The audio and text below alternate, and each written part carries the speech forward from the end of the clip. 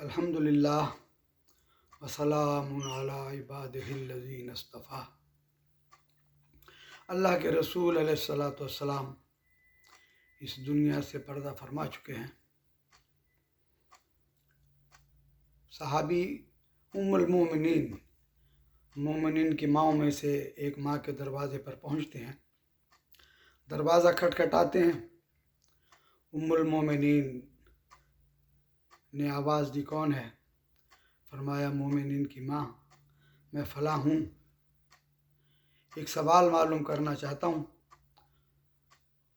مگر شرم آ رہی ہے۔ غالباً سوال ایسا تھا جو انہیں لگا ہو کہ ام المومنین سے پوچھنا صحیح نہیں ہوگا۔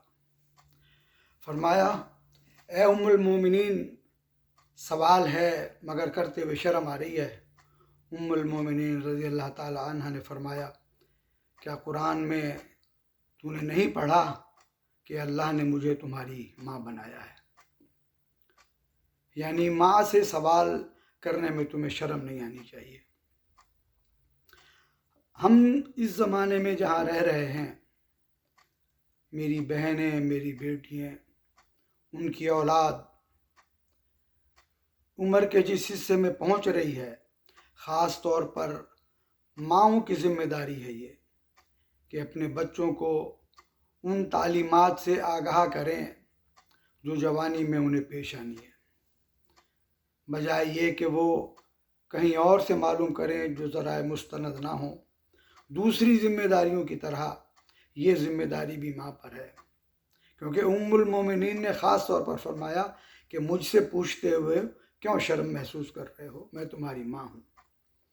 تو ہم اپنے بچوں سے، خاص طور پر مائیں، انہیں اتنی شرم نہیں کرنی چاہیے، اسپیشلی بچیوں سے بھی اور جوان بچوں سے بھی۔ یہ اللہ نے قانون بنایا ہے، اس زندگی میں یہ جو مسائل ہیں ہمیں پیش آنے ہیں، مگر جتنی معلومات ہمارے پاس ہوں گی قرآن و سنت کے مطابق، اتنی ہی ہماری اور ہمارے بچوں کی زندگی آسان ہوگی۔ انہیں پہلے ہی معلوم ہو جائے گا کہ ہمارا اللہ ہم سے کیا چاہتا ہے۔ مگر مسئلہ یہ ہے کہ آج ہمارے ملک میں ہمارے پاس بھی تعلیم کا فقدان ہے۔ میں اگر شوہر ہوں تو اپنی بیوی کو میں کیا بتاؤں گا کہ مجھے کچھ نہیں معلوم؟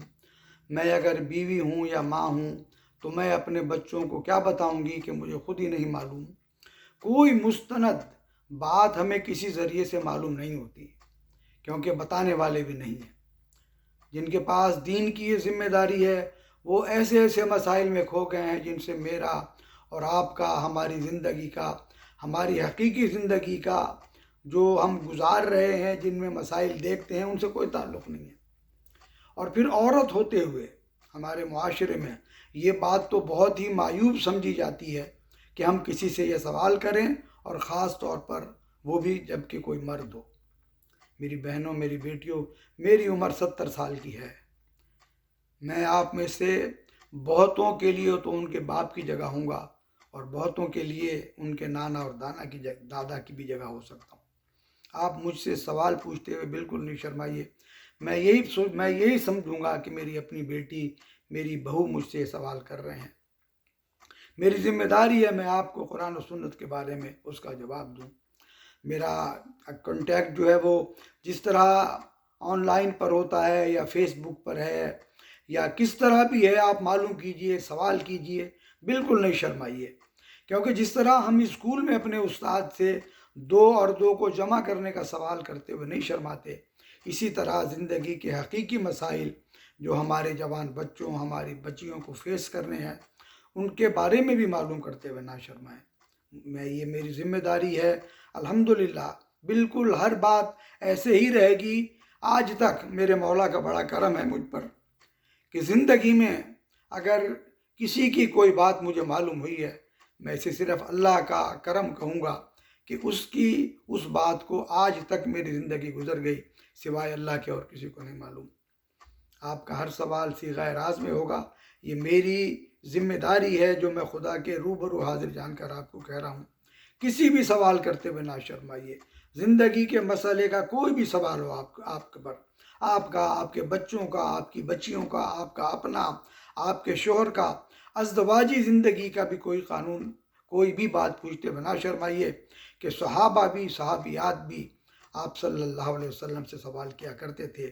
آپ ہادی تھے، آپ اللہ کے رسول تھے، قرآن و سنت کی تعبیر کرنے والے تھے. اسی طرح ہم تک یہ سبق پہنچا ہے کہ ہم پوچھتے ہوئے بھی نہ شرمائیں اور جواب دیتے ہوئے بھی نہ شرمائیں.